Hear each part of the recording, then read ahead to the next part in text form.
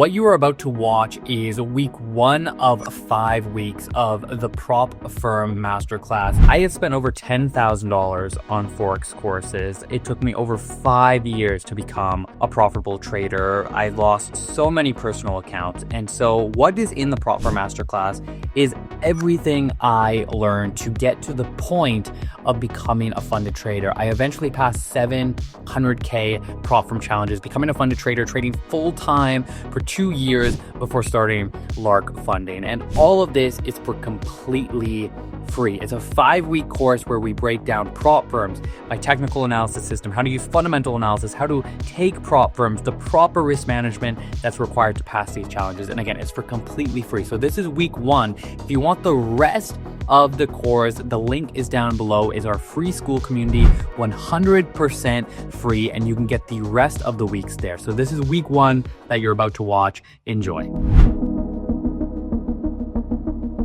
Welcome to the Prop Firm Masterclass. I'm so excited to have you here, and I'm so excited to embark on this journey of having a singular goal, a singular focus of passing our very first Prop Firm challenge and getting funded. That is our North Star. That is the only thing that we care about. And so this entire course, this entire framework, this entire blueprint is orchestrated and it is organized in such a way that we can achieve exactly that. So without further ado, in this very first video, this is what we're going to cover. We're going to look at how prop firms changed my life. I can think of no better way to start this course to give you a bunch of motivation, to get you excited and fired up about why this is a worthwhile goal to have. This will be proof that we don't need to reinvent the wheel. I tried that. I tried all kinds of new strategies, overcomplicating things, and I failed for 5 years. And I spent 5 figures on blown accounts and tons of courses. So we'll look at how prop firms changed my life. Number 2, we're going to look at the outline of the course, how the course works. We're going to look at why it's structured the way it is and why it's crucial to not jump around. This isn't a course where I just randomly put things together. I spent months putting this together, outlining it to ask myself, if I could go all the way back to when I first started trading, no experience, if I had to pass a prop firm challenge in 90 days or less, what would I do? The answer to that question is this course, okay? We're then going to look at the 90-day blueprint outline. We're going to look at how you can guarantee your success, okay?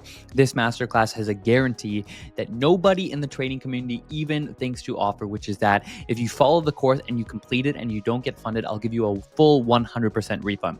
Nobody is even remotely as confident in their system as I am, and I'm here to help you achieve that goal. So we'll look at how you can guarantee your success and that refund, okay?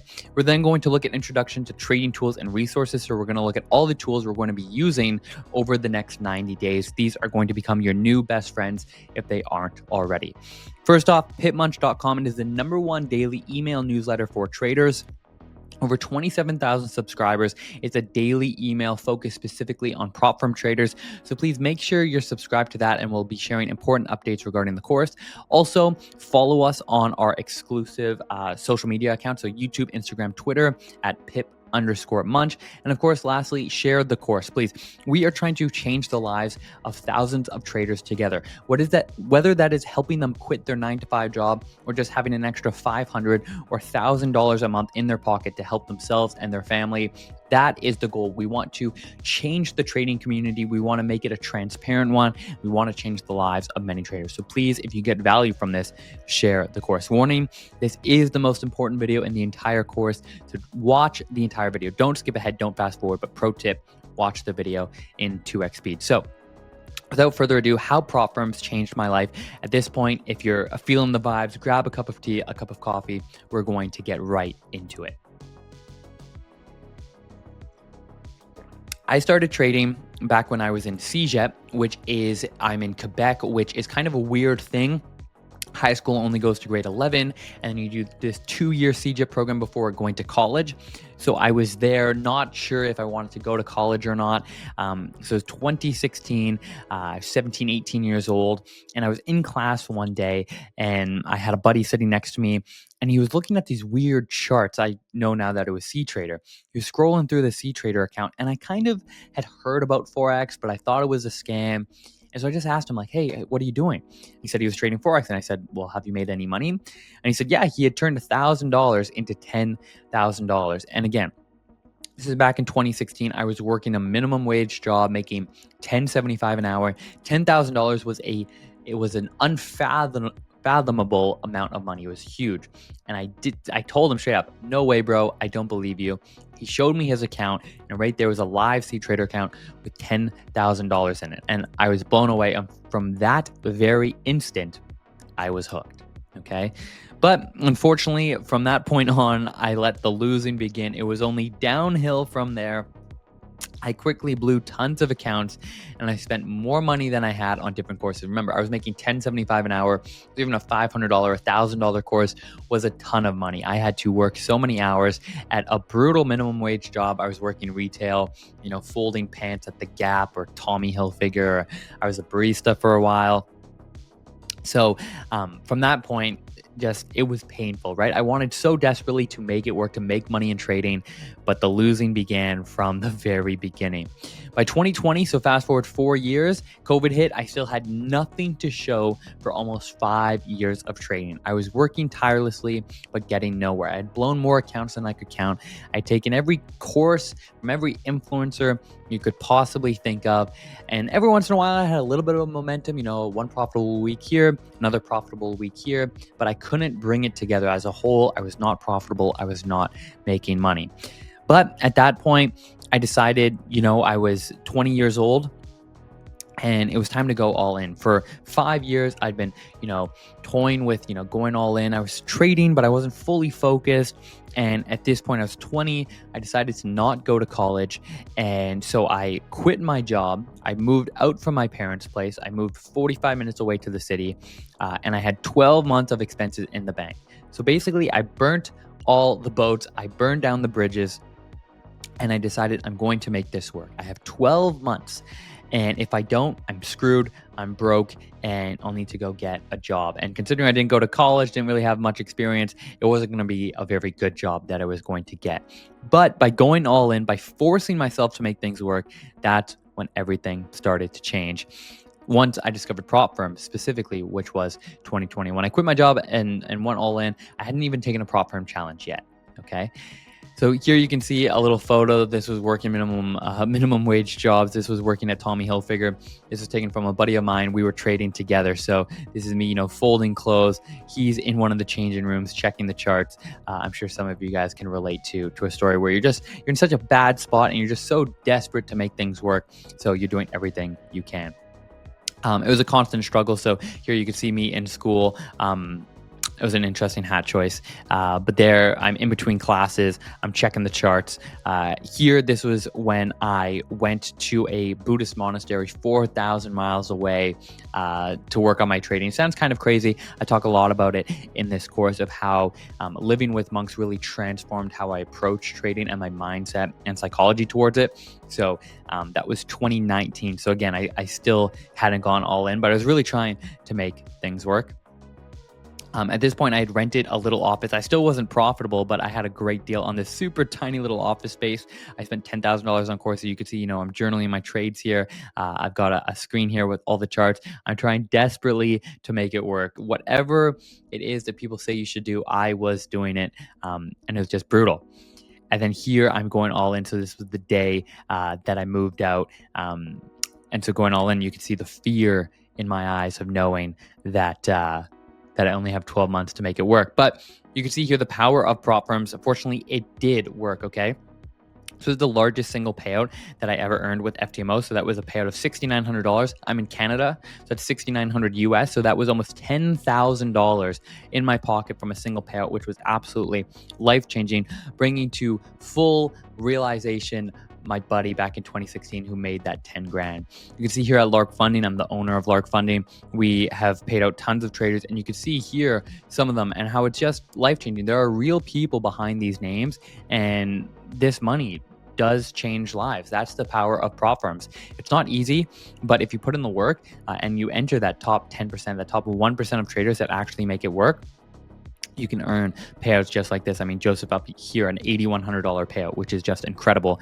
And here, for years, I had a dream of buying a converted van to travel around in a van. I find it's just such a great, it really represents freedom in my eyes, right? You can go anywhere. Your house is literally with you. And it was a dream that I had since 2016.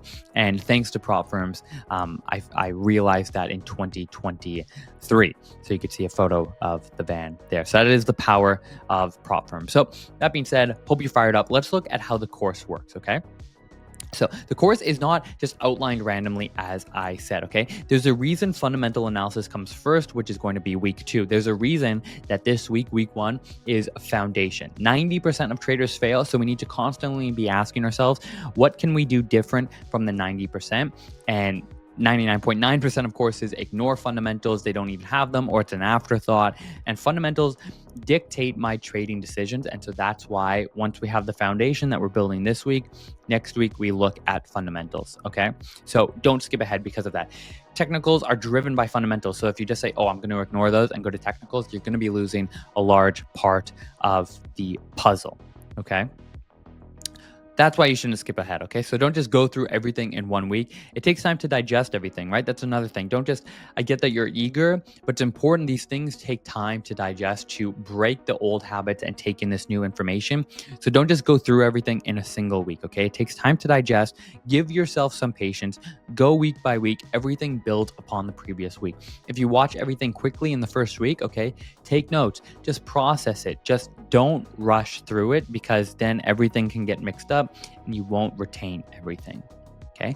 So again, don't reinvent the wheel. Why you shouldn't reinvent the wheel. I tried for 5 years and failed. I see so many traders do it. You're going to hear me say all the time, copy before you iterate. It's very possible, maybe even likely, that you will finish this course and be a better trader than me. I always say I'm a 4 out of 10 trader, right? But that's enough to get funded. It's enough to pass. I'm a 4 out of 10 trader, but I have like 9 out of 10 discipline. And that's really the difference. So copy what I do before reinventing the wheel. There's a whole section on why customizing the strategy specifically for you is so important. So you're not going to want to do absolutely everything 100% that I do, because you're a different person, right? What works for me might not work for you in terms of like minor things, but don't reinvent the wheel, okay? Copy before you iterate. So copy what I do, see what works for you, and then make adjustments from there. Okay, so the 90-day blueprint, how we are going to guarantee our success and refund. So this isn't just a sit back and relax course. Action is required. Yes, we like to enjoy, a cup of coffee while we're watching, but at the end of every video, there are action steps that need to be completed. Okay, so you watch the video and then you do the action steps. That's what's actually going to help reinforce the lessons. Okay, do these things to guarantee your success and refund. So I'm so confident that you're not going to be wondering how to get that refund. But if you are, it's very simple. There's only 3 things that you need to do, okay? You need to show proof of completion. So you can't just sign up and say, oh, it didn't work, if you didn't actually put in the work. So you have to show that you have actually completed the course. How do you do that? You show proof that you have done the action step. So everywhere that there's an action step, in I think lesson 3, it shows start writing your trading plan, okay? Show me proof that you have done that, okay? Number 2 is take a challenge. So you have to show proof of purchase, whether that's with Lark Funding or another firm. Number 3, don't risk more than 1%, okay? So you can't sign up for the cheapest 5K challenge, just full margin it, fail in order to ask for a refund. So very simple. I think those are very reasonable. I am here to help you succeed, but this is a mutually beneficial relationship, okay? I'm here to help you. Hopefully you don't just try and, take advantage of this guarantee. So show proof of completion, okay? If you put in the work, I'm so confident that it will work for you. Take the challenge and don't risk more than 1%. If you do all those things and you don't pass, no problem. I'll give you that refund, okay? So trading tools and resources, these are going to be your new best friends. So moving forward, it's important that as we move into the course that you're familiar with these and you start to use them, okay? So TradingView, this is an obvious one. Have it on your phone, have it on your computer. I'm sure many of you watching are already familiar with it, but if you're not, that's what we're going to use for all of our charting. So get comfortable with it, okay? I don't have premium, the premium TradingView. I used to, but I don't anymore. And if you use CTrader, which I recommend, you definitely don't need it. I think the only good thing about premium TradingView is you get more alerts, but even then I don't like the alerts. So I'm a big advocate for CTrader. Okay. MyFXBook, so create a free account. You will learn why later. MyFXBook is really important to monitor the news, to filter out certain news events, and to keep your eye on the ball. Forexlive.com, start looking at that. That's excellent for daily fundamental news breakdowns, for breaking news, for session wraps. We're going to be looking at that one closely. Twitter, not for drama, but for learning. Twitter, we are in the new age of the new age of media. Twitter is incredibly powerful, especially if you're following the right accounts, if you're looking for the right things. You can go down rabbit holes of just finding memes all day and that sort of thing. But if you do use it the right way with the right goal in mind, it is incredible. CTrader demo account. So I highly recommend that you open a CTrader demo account. You could open it with any random brokerage. Unfortunately, at Lark Funding, we don't offer free trials. So just open a CTrader demo account. Doesn't matter where, but play around with the platform. It's going to be really helpful as we move into the course. And then a DXTrade demo account is also valuable. It's for you to decide which platform you're going to use, but DXTrade does have an excellent TradingView integration. So in my eyes, it's either CTrader or DXTrade. If you really like TradingView and you like that integration, DXTrade will be for you. But again, open a demo account. The only way you'll know is by playing around with both. Okay? So, summary. Prop firms can change your life, but only if you go all in and commit. That's what I learned.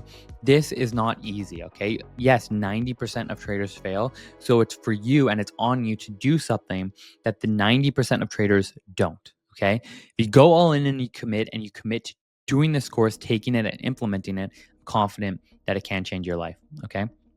Follow the 90-day blueprint like your life depends on it, your trading life does. So every time you see an action step, do it. It doesn't matter how simple it might seem to you or how useless, everything has a purpose, okay? Number 3, start to get familiar with the trading tools outlined. So even if you're already familiar with some, make sure you're familiar with all of them, and everything in this course builds upon the previous lesson. So if we get to the MyFXBook section and you haven't already played around with it, you're going to feel a little lost, okay? You want to be a top student, and you can do that by getting familiar with these tools, okay?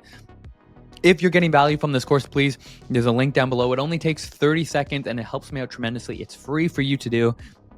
You can leave a testimonial. It is a massive, massive help. And I wanted to end this session with a quote from Warren Buffett. Risk comes from not knowing what you're doing. Okay, we often think that risk comes from, actually taking action, but there's also a risk and a price to pay for not taking action. And that is something to consider. With that being said, let's get to work.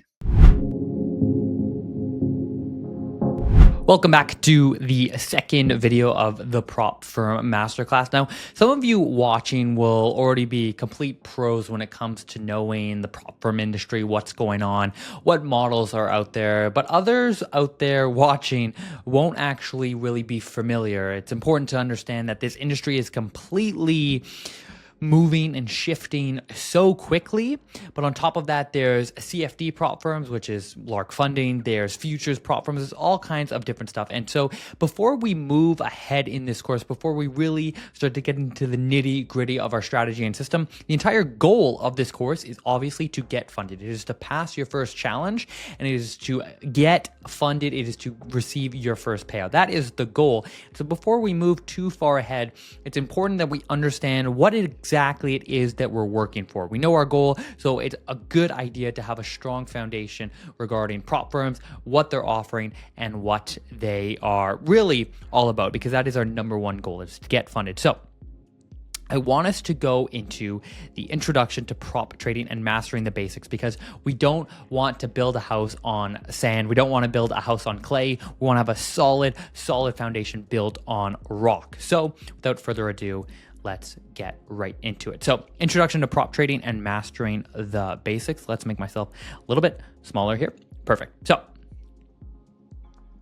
here is what we are going to cover. We're going to understand the model and different types of challenges. I think that traders could fail and not get funded simply by picking the wrong challenge. And so we're going to look at the different models out there, what's popular, and what will be the best fit for you and where you're at in your trading journey. It's important that we understand the history and evolution of prop firms. I'm filming this in late 2024, and 2024 has been by far the craziest year for prop firms. If you haven't been hurt by the industry this year, you are way ahead of the game. There are thousands and thousands of traders that have really gotten hurt. Some are completely not at fault. They didn't do anything wrong themselves, but there are other traders that could have very easily have avoided what happened. And so it's important that we understand the history and the evolution of the industry.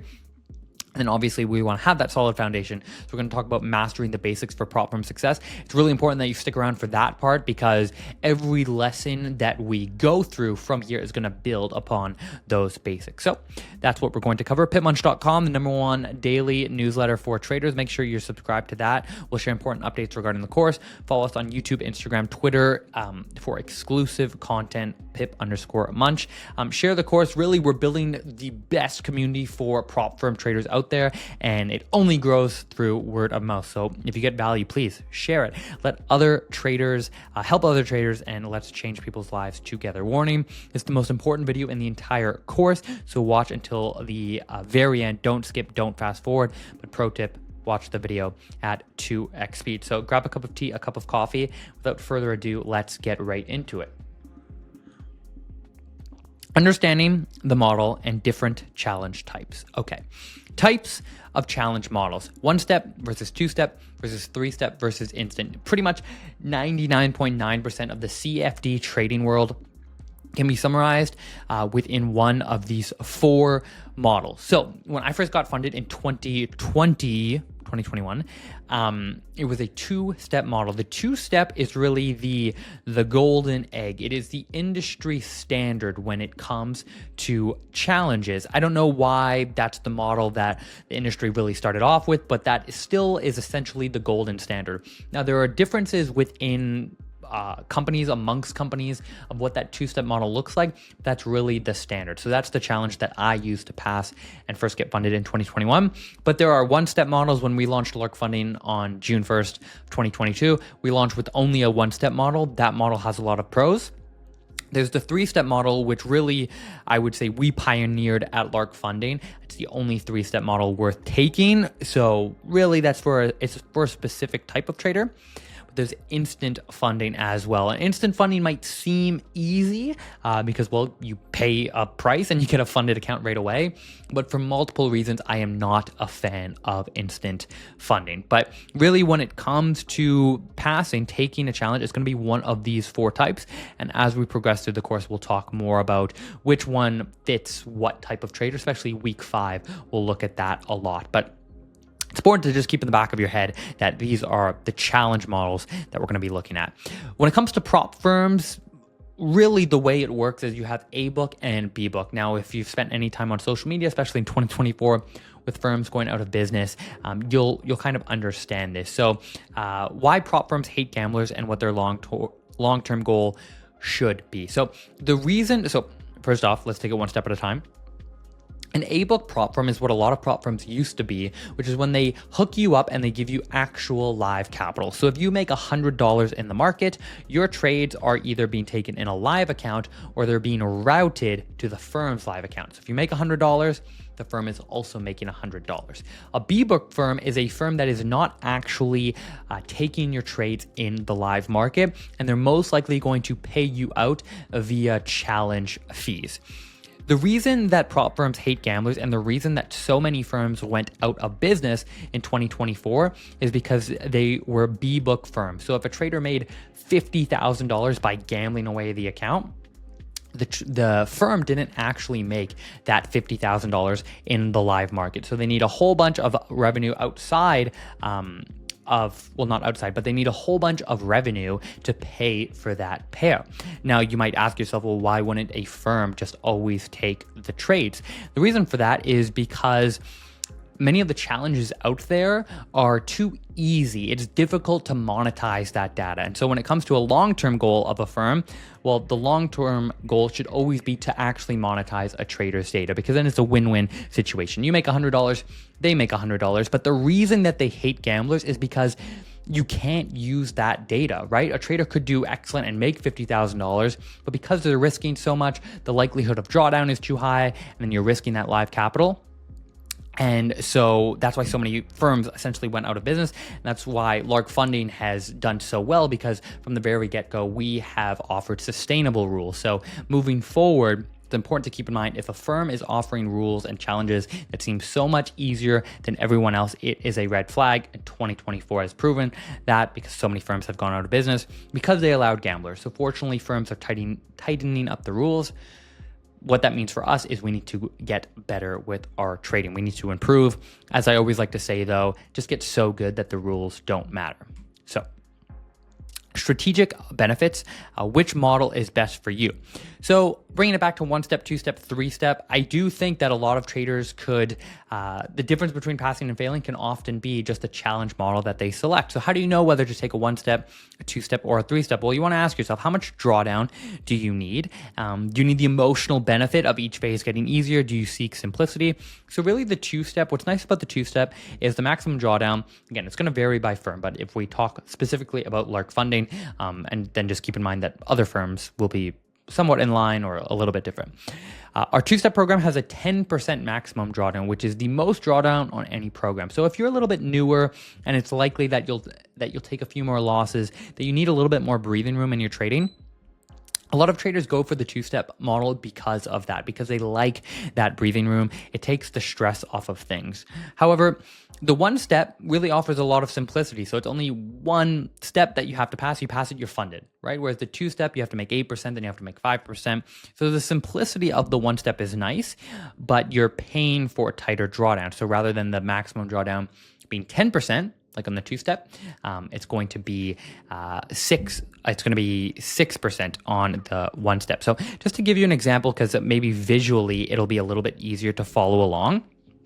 If we take a look at Lark to see what we're being offered, it's much easier to follow along here. So this is the 1-step. The maximum drawdown is 6%, and the daily drawdown is 5%, and the target is 10%. Okay, so 6, 5, and 10.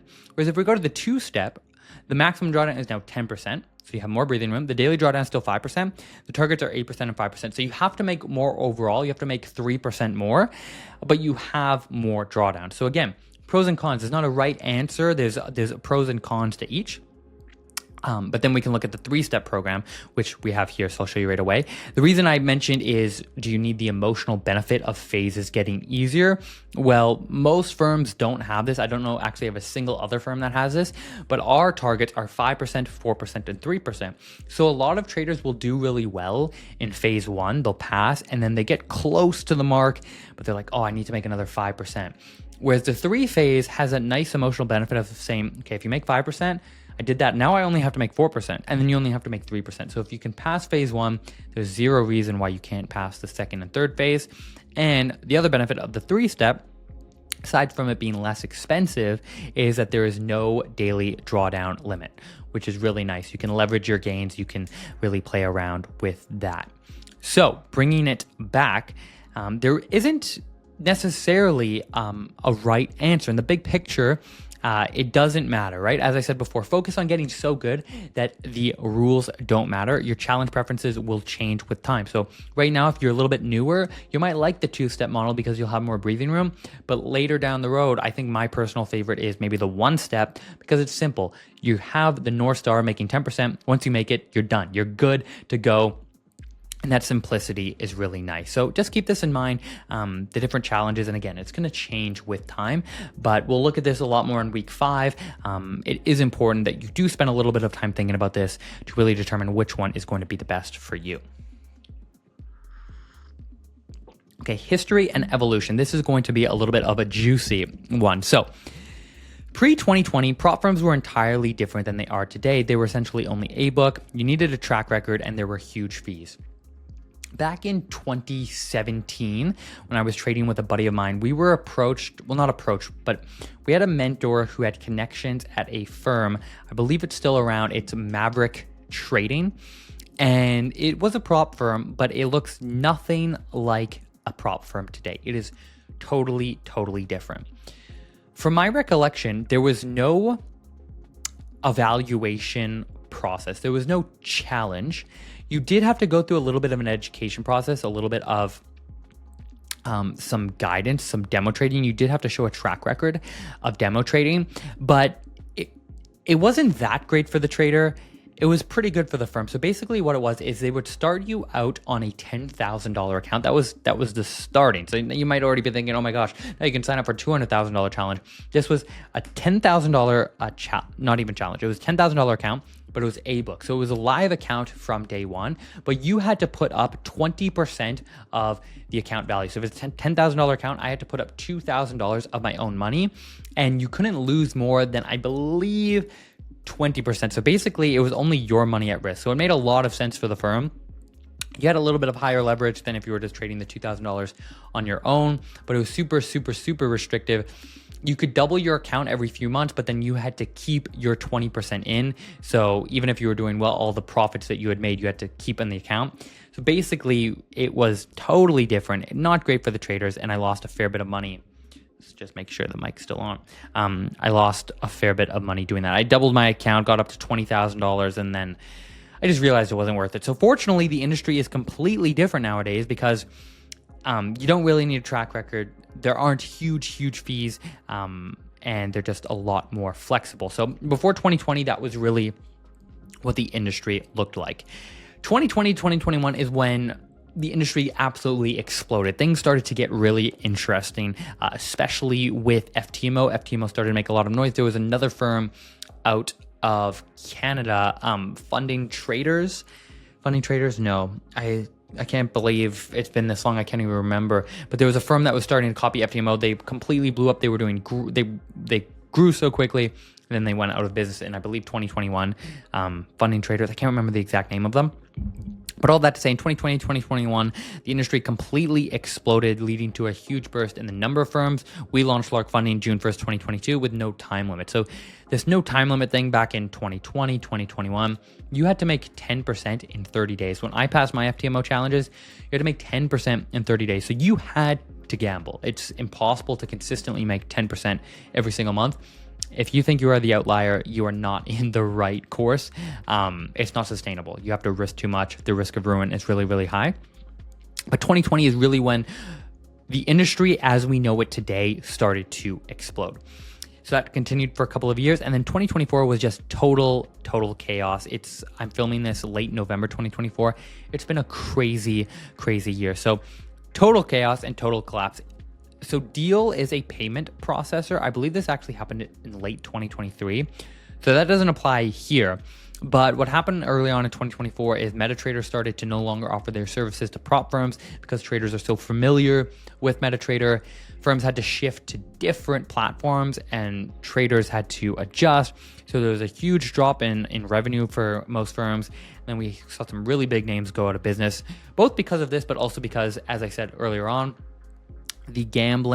allowing gambling behavior simply isn't sustainable. So when you had that dip in revenue, a lot of these firms that were allowing gamblers didn't do so well. So the Funded Trader was a huge company. They went out of business. Funded Engineer, another really large company. They went out of business. Skilled Funded Traders, they were supposedly run by some well-known influencers. But they were well connected to the Funded Trader, same owners. They went out of business. My Forex funds, that was in 2023. They went out of business, et cetera. So really total chaos. But fortunately, the industry is improving. I think it was a necessary situation. It's kind of like the crypto industry. It's so young that it moves quickly, but you unfortunately have some growing pains with that. So moving ahead, why am I telling you this? What's the lesson here? You are taking this course to get funded. It's hard work. It's going to be hard work, but you can do it. But the problem is you want everything to be within your control. And there's nothing worse than watching this video, putting in the hard work, getting funded, but then having a firm that you're funded with go out of business or reject your payout. It sucks. It really sucks. And so I want you, if you didn't get burned by the 2024 situation, that's great, but still learn from it. It's really important to understand. Don't join a firm just because there's influencers behind it. It's dumb. Just don't do it. And for me, I would never join a firm if it doesn't have over 1 year of operation. Now, people will say Lark Funding was new at first. Yeah, of course, Lark Funding was new when it launched, but launching in 2022 was completely different than launching in 2024.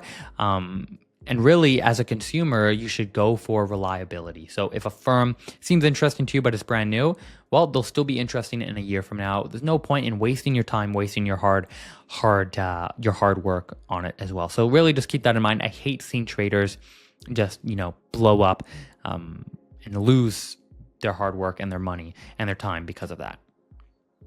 Okay, so with that being said, just keep that in mind. Mastering the basics for prop firm success. This is important because everything else is going to build upon some of these frameworks.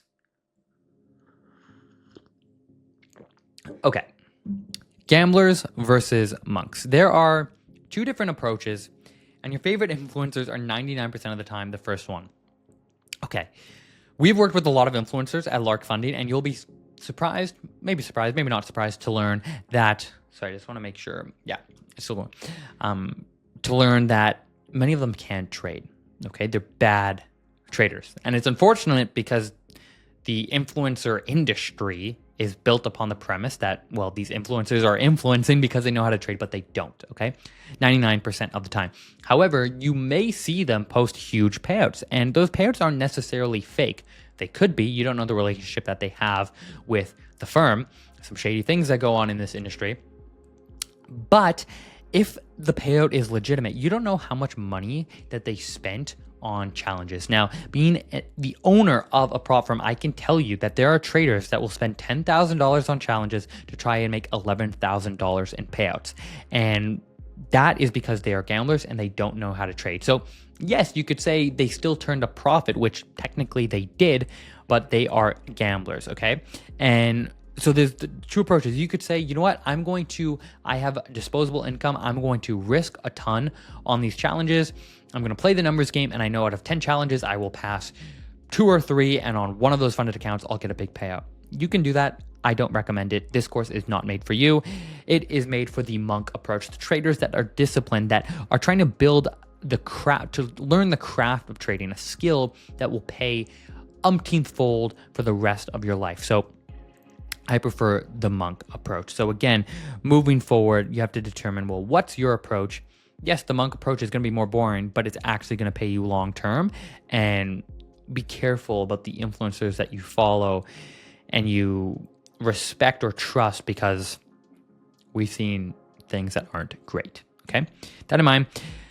Passing isn't your number one goal. This mindset shift made a big difference for me. So when I first got funded I took my first challenge in 2020.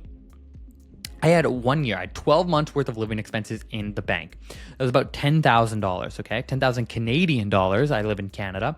So when I took my first FTMO challenge, it was $525 US, meaning that it was over 700 Canadian dollars because of the conversion. That meant that I was spending almost 10% of my net worth. It's crazy to say aloud. 10% of my net worth on this challenge.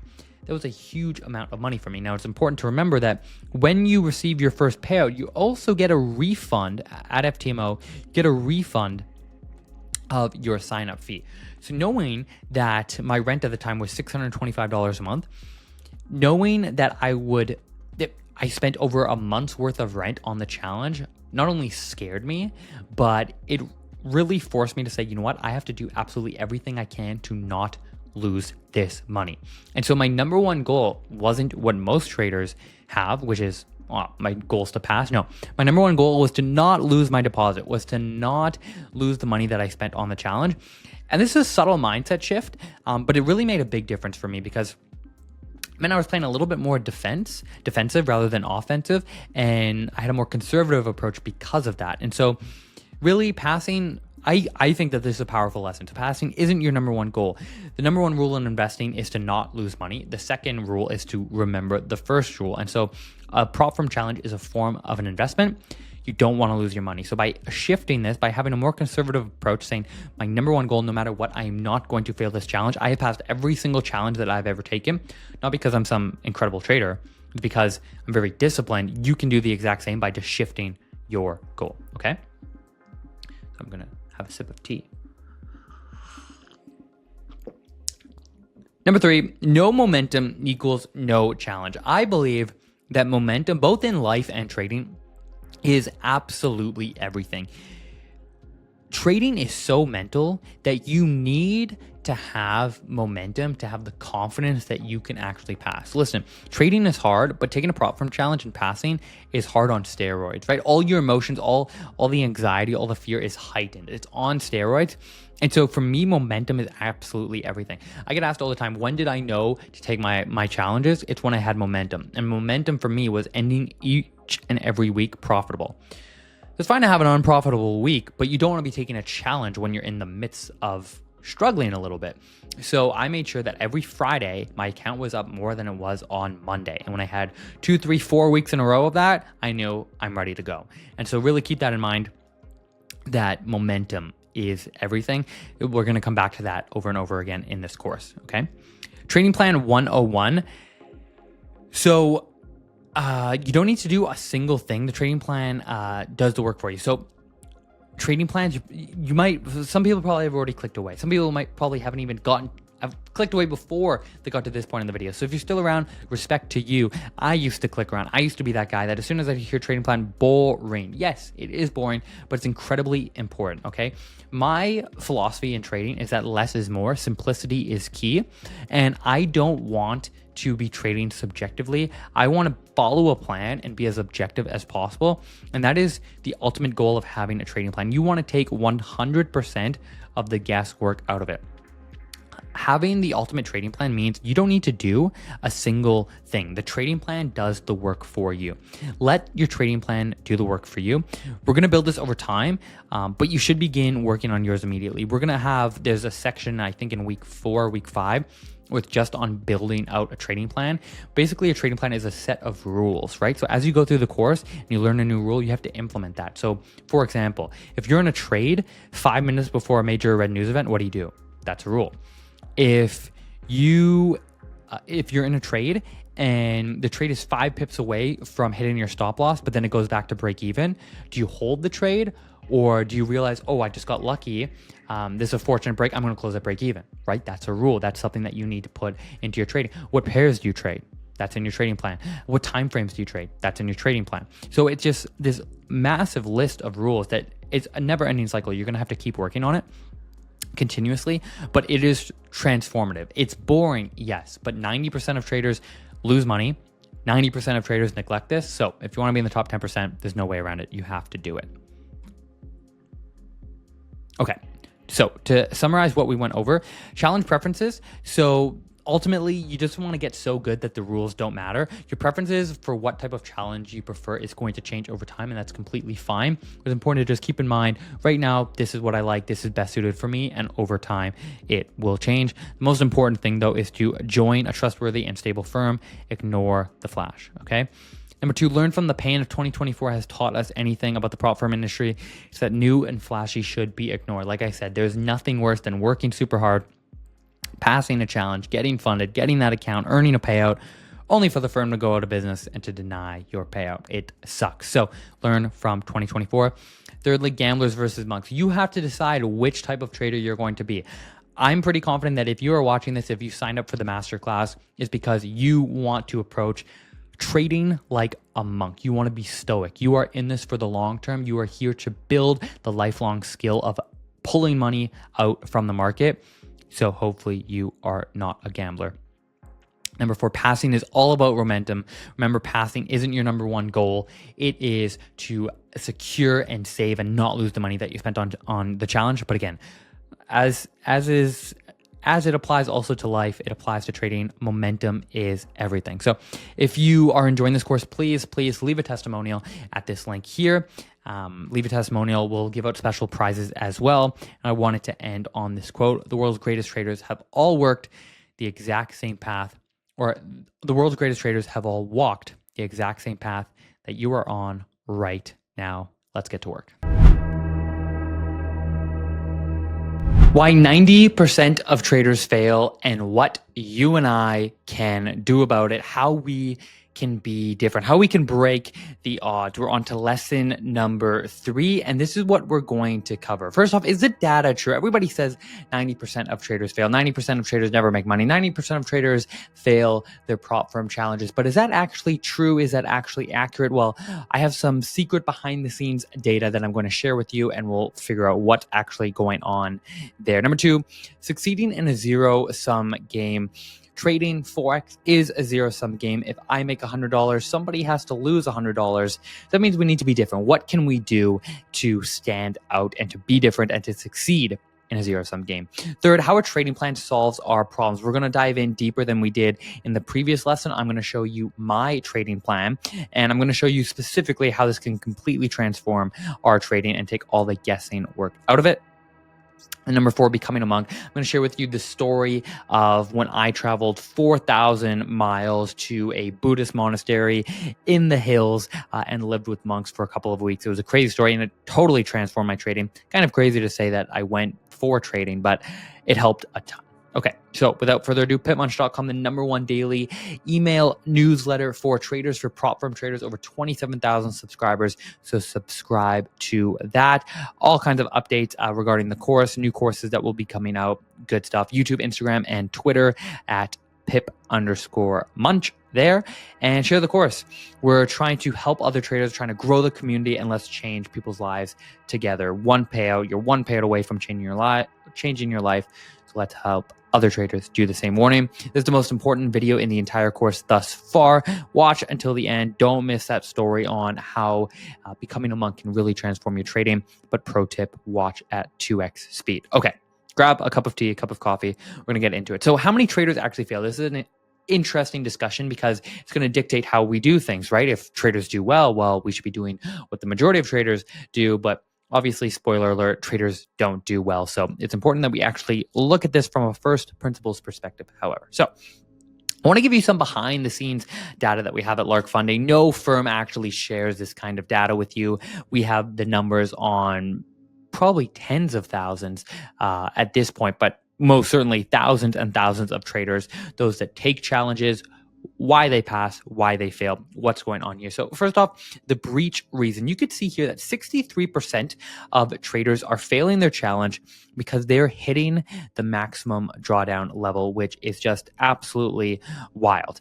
I just want to pause for 1 second just to make sure, okay, we are still recording. I'm trying a new platform, so we're all good. So 63% of traders fail due to the max drawdown. That means if they're on a 2-step challenge, they've hit 10% max drawdown. If they're on a 1% challenge, on a 5% max drawdown, and they hit that.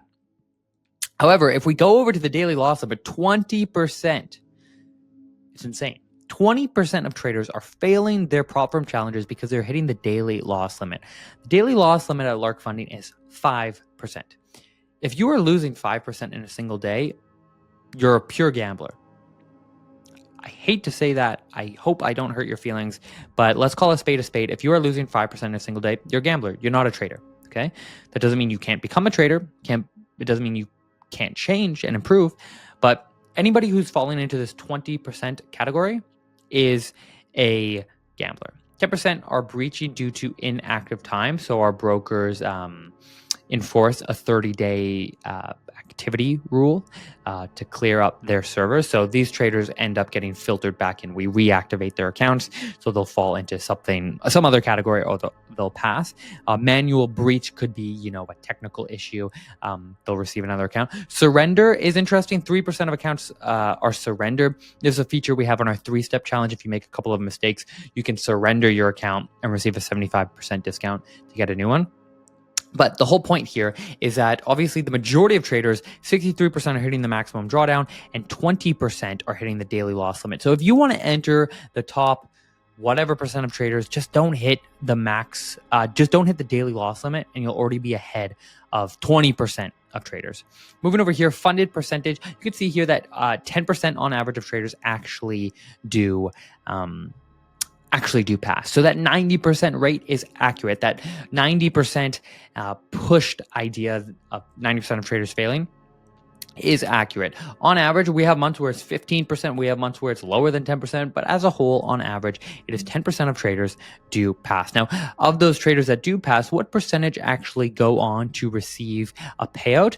That is, it averages out to about 50%. You can see here 67%, 29% here. So on average, every month it fluctuates, but it's 50% of traders. So we could see that getting funded and earning a payout is a very, very difficult task.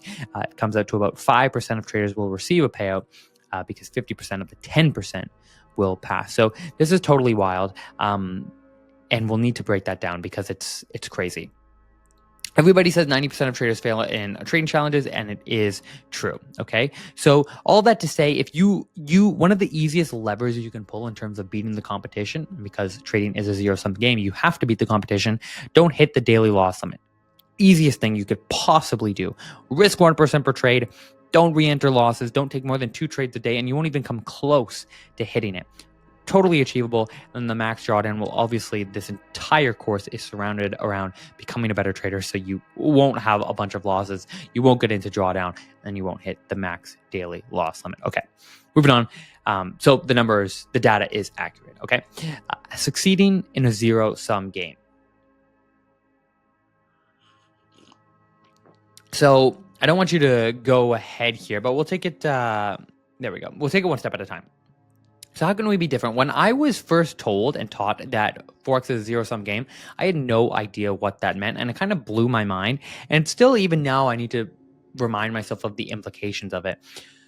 Not everything in life is a zero-sum game, right? If I go and buy, if I go spend $5 on a coffee, it's not like somebody's losing $5. Well, I am losing $5, but I'm gaining something in return, right? It's not like 5 to 0, if that makes sense. But Forex is a zero-sum game, which means that in order for you to make $100, somebody has to lose $100. You're competing against somebody else in the market. You don't know who that is. You're not seeing them, but you are competing against them. So the quick lever, as I mentioned, is don't breach the daily loss limit. Okay, we went over that. That'll help. That'll separate yourself from the majority of the traders. And this is insanely easy to do. So what do most traders ignore, right? If we need to beat other traders, what is it that they ignore? Well, they ignore news events and they ignore fundamentals. And this is really, we're starting to get into the foundation of the course here of why week 2, we start with fundamentals and not technicals. Traders completely ignore these two things.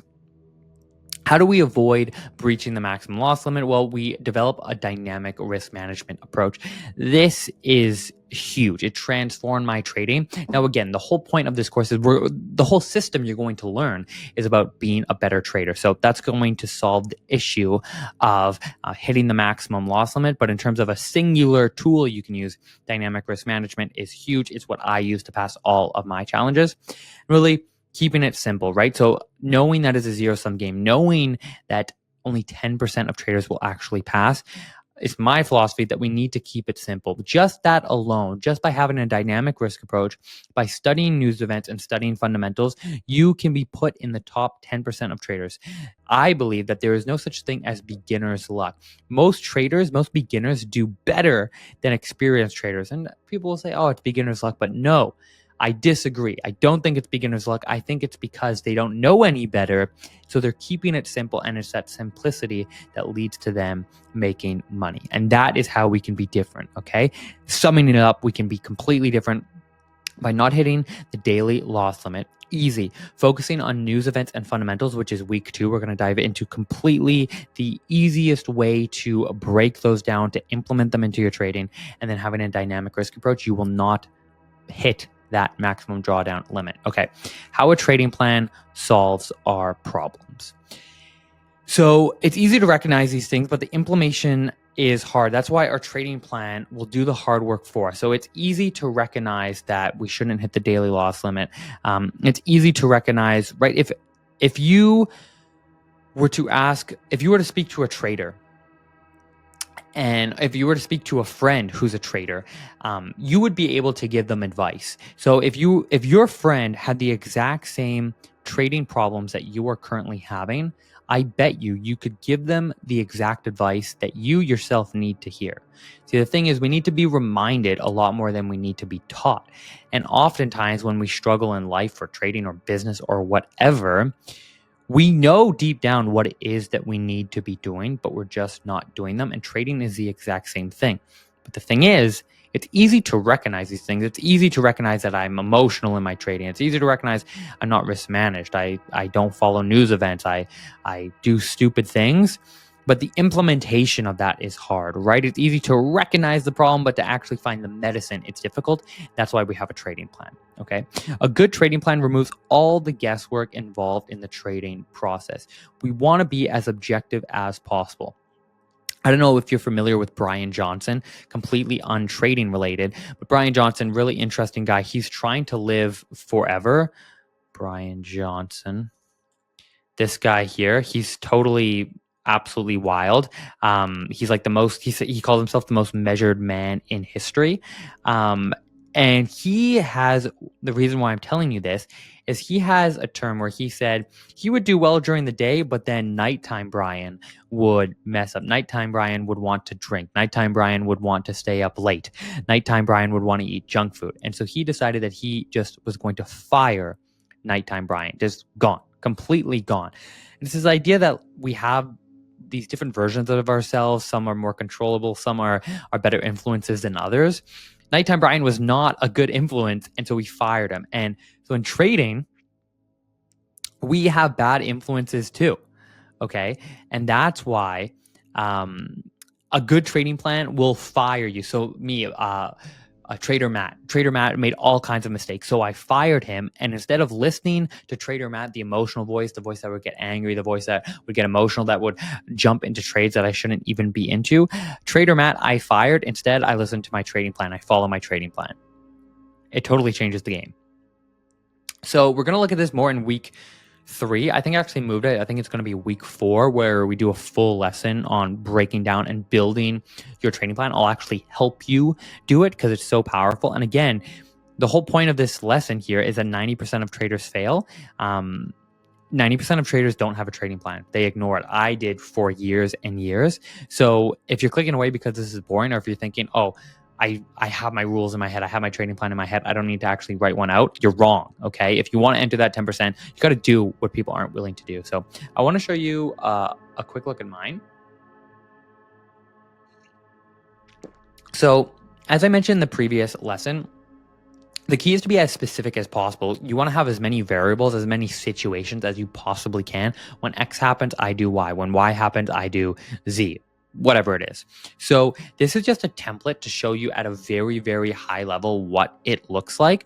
So what confluences do I use to take a trade, right? This is everything that I use. So a trend line, moving averages, Fibonacci, key levels. This means that, oh, what if I find something while I'm charting up that is a confluence that looks really good? I'm going to take a trade because this looks good. Well, is it a key level? Is it a fib? Is it a moving average? Is it a trend line? Is it a round number? If it's not on the trading plan. I can literally ignore everything else. There are a million different forms of analysis you can do, but I have 1, 2, 3, 4, 5, 6 technical confluences, 6 technical tools. I can ignore literally everything else. It's very empowering. It makes it so much easier. How do I know when to take a trade? I require 3 confluences on the daily time frame. 2 4-hour confluences equals 1 daily confluence. Ooh, I see a really nice setup. There's 2 really strong confluences on the daily. Oh, can't take it. I don't even have to think, oh, should I take it? Should I not take it? Nope. I don't have to take it. I can't take it. It's in the trading plan. I can't do it. Ooh, I want to go for, I think this trade could give me 30 pips, but it would require me to have a 50 pip stop loss. Can I take it? Nope. Minimum 1-to-1 risk to reward. All right, minimum. The target for A+ setups, 1 to 1.5. This is an A+ setup here. All right, 3 confluences on the daily time frame. Risk management. Maximum of 0.5% risk per trade on a live account. Start with 1% on challenge accounts, adjusting based on performance. That's the dynamic risk approach that we'll talk about. We'll talk a lot about. But you get your first funded account. You think it is a lottery ticket. You think it's your opportunity to get rich. So let's go heavy. Nope. Trading plan says 0.5%. That's the rule. You just follow it. I have fired Trader Matt. Trader Matt has all these thoughts that wants to do all of these things, but he's fired. He's gone. All you need is to have a grade 6 reading level, follow a plan, and just implement it. Ignore everything else. Entry strategy, always use a pending order, never a market order. So what if I'm watching something and, I just missed the pending order, but I could get in on a market order? Nope.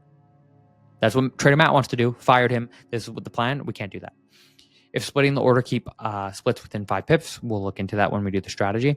Place orders 1 to 3 pips ahead of the first confluence. Okay. Adjust strategy if confluences are dispersed. Okay.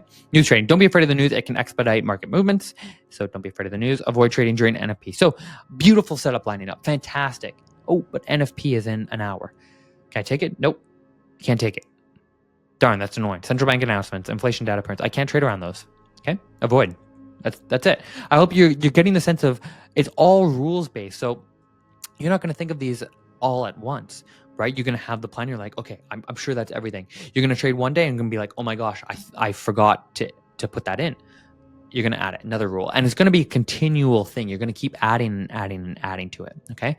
Cancellation strategy. This is pretty technical specific, but we'll get into that. Profit targets, set profit targets just before major confluences. For day trades, take 50% of the position at 30 pips, and then you could hold on for the rest. So again, managing losses, focus on the next 100 trades, not just the next one, maximum 2 trades a day. So what if I take 2 trades and I see a third one? Again, Trader Matt is fired. Those are all thoughts that I have that I can't listen to. You listen to the plan. I hope you're starting to see how powerful this is. Okay. That was everything. So keeping that in mind, okay, we're keeping that 90% of traders fail. We can start to enter that top 10% by not hitting the daily loss limit, by not trading or by not ignoring news events, implementing fundamentals, and having a dynamic risk approach to ensure we don't hit the maximum drawdown. And then we have our trading plan to remove the emotion out of trading. We're just following the plan. And connected to that is becoming a monk. So it is my belief that monks and stoics are the very best traders. People ask me all the time, what are my favorite trading books? I don't have any favorite trading books because I have gotten the most out of reading books that were completely non-trading related. Again, 90% of traders fail. 90% of traders are reading X book. I don't really want to read that book. Okay, so becoming a monk. So when I decided to not go to university, I was accepted, declined the acceptance, and I decided I'd keep working a 9 to 5. I was a manager at a coffee shop. I was still trading. I was really struggling, and I had a mentor, a teacher in high school, who introduced me to Thich Nhat Hanh. He is a Vietnamese Buddhist monk. He unfortunately passed away just a couple of years ago. I read a bunch of his books and it really opened my worldview of how to live deeply, how to live slowly, how to live mindfully. And all since grade 9, when I was first introduced to him, I was really enamored with his way of life, with his way of thinking. We're running out of battery here. We'll be okay. And so I ended up going years later. So first found out about him grade 9. Years and years later, when I was 20, I traveled 4,000 miles from Canada to Southern California to live at one of his monasteries. I lived there for 2 weeks with a whole bunch of monks, and it was an incredible, incredible experience. Living there, we woke up at 5 o'clock in the morning, meditated for hours and hours a day. I couldn't even walk. My knees were killing me from just sitting on the floor so much. All vegetarian food, you'd eat in silence. It was just a totally different way of life. It was so, so radically different. No cell phone, no TV, no news, no music. It's really radical way of living. And I learned that the monks that I lived with are deliberately spontaneous. And that sounds like a paradox. But to be deliberately spontaneous, it means that you're living in the moment, but you're still deliberate. And so your actions aren't dictated by what happened in the past or what might happen in the future, right? You're totally present. Bringing it back to trading, I think so many of our trading decisions, so our decisions in the present moment, are unfortunately dictated by bad things that happened in the past or anxious, excited thoughts about what the future might hold. And it takes us out of the present. And then we're not slow, we're not methodical, we're not deliberate, we're not calm, we're not patient, and we're not accurate. So this connects really well to the Stoic approach. It all boils down to the Stoic idea of focusing only on what's within your control. But most traders do the exact opposite. Traders say, I want to make 2% a week. I want to make $2,000 a month. I'll take one trade a day, etc., etc. And except for that last one, that one probably shouldn't be in there. But to make 2% a week or to make $2,000 a month, that is completely outside of your control. There's a section later on in the course about goal setting and how important it is to have the proper goals. These are all the wrong goals because they're not within your control. You could do everything right, but if your goal is to make $2,000 a month, you could perfectly execute your trading plan because maybe there weren't enough setups that month. You don't make any money. That doesn't mean you're a bad trader. It means you're a great trader. You executed your plan perfectly. As for how the market moves and how many setups you're going to get, you don't get to dictate or decide if you make $2,000 a month. And so the Stoic concept I always come back to in life and in trading of focus on what's within our control. And in trading, once you hit the buy button or sell button, there's nothing you can do. But there are still factors and variables that you can control, and those are what we want to focus on. Let me just make sure we're not going to die here. Inversion thinking. So I really like Charlie Munger, who really was huge into inversion thinking. He'd say, invert, always invert. So the question is, well, if we recognize that we probably should trade like a monk, or monks would be excellent traders, Stoics would be excellent traders, it might be more difficult to say, well, what does that actually look like? So instead of asking, well, how would a monk trade, just do the inverse of it. So what's the opposite of trading like a monk? The opposite would be having a racing heartbeat, being overly excited, elation, not being able to walk away from your laptop, right? Having huge risk per trade, being all over the place, not focusing on one strategy hopping, trading all kinds of different assets and not mastering a select few, right? These are all the things that are the opposite of trading like a monk. So now it's easier to recognize, well, what is it that we actually need to do? We need to avoid all of those things that I just said. Less is more, right? So we need to understand the goal, and then we need to work towards it. Doesn't mean it's easy, but the alternative is being broke. It brings us back to the point that I made in the last lesson. Simplicity is, or maybe this lesson, simplicity is key, right? I don't think there's any such thing as beginner's luck. Beginner traders do well because they don't know any better, because they're keeping it simple. And I think that's what the power is. So I think there might be the monk. I highly recommend any of his books. Thich Nhat Hanh, he's excellent. Literally any of these books. Pieces Every Step is one of his most popular. This is the first one that I read, I believe.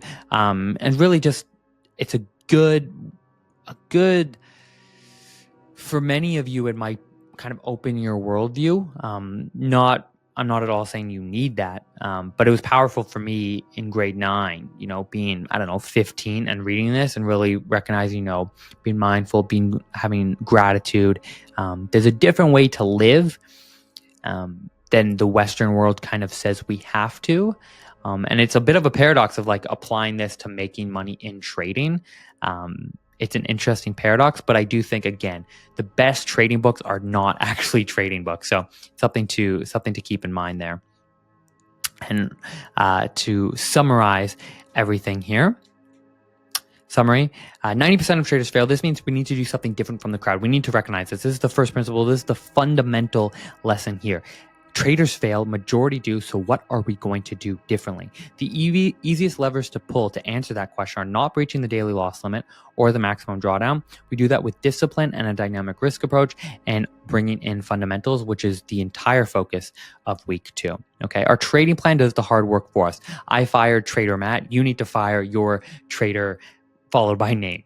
Our trading plan takes the guesswork out of it. It's the only way we can begin to trade like monks. If you're enjoying this course, I would really, really love for you to just take 30 seconds to leave a testimonial. It really helps a lot. A quote by Thich Nhat Hanh: "For things to reveal themselves to us, we need to be ready to abandon our views about them." And I think this works so well for trading. We need to abandon our views of what we think good trading is, because 90% of traders fail. So we need to do something different. So I hope that makes sense. Let's get to work.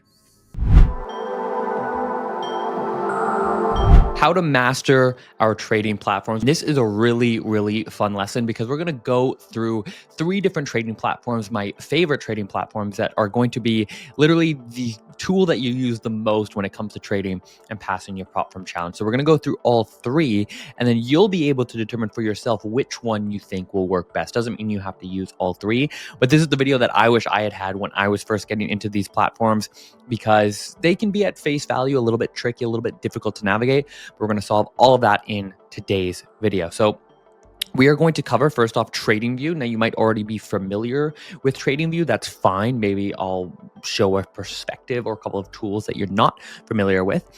DXTrade. DXTrade is a platform that we'll use to execute our trades when taking a challenge. Now, DXTrade, depending on where you're coming from, you might think, oh, it has a bad reputation, but I'm going to show you why DXTrade is actually fantastic. Then CTrader, probably my favorite platform out of all of them. I often put out a tweet saying CTrader is better than MT5, and it gets tons of controversy, but I'm going to show you exactly why it is better. So pipmunch.com, the #1 daily email newsletter for traders. Make sure you're subscribed to that. We have exclusive content on YouTube, Instagram, and Twitter, Pip_Munch, and share the course. Again, guys, we're trying to grow the community. We're trying to change the lives of other traders, yourself included, and we can do that by sharing the course and helping others along the way. So warning, this is thus far the most important video in the entire course. Watch the entire video. Don't skip ahead. Don't fast forward. Pro tip, watch the video at 2x speed. Okay, TradingView. So TradingView is the platform that every trader, regardless of the platform that they sign up for when taking a challenge, they're going to use. You're always going to use TradingView. I have never not used TradingView. Even when I do my charting on, say, CTrader, I still have TradingView in the background. I have TradingView on my phone. It's really a platform that you must always have. So everybody uses it regardless of your execution platform. This is your lifeblood. The question is, do you need the premium? Sometimes they'll have, it's not cheap, it's actually kind of expensive. Every once in a while, Black Friday or Boxing Day, they'll have a pretty decent promotion. However, it's not really necessary. I used to have it earlier on in my trading days. Now I don't use the premium at all. Really, the only useful thing that I've noticed with premium is it's good for alerts. But even then, you're limited. The alerts aren't great. CTrader is way better for alerts. CTrader is literally the best, and I'll show you exactly why that is.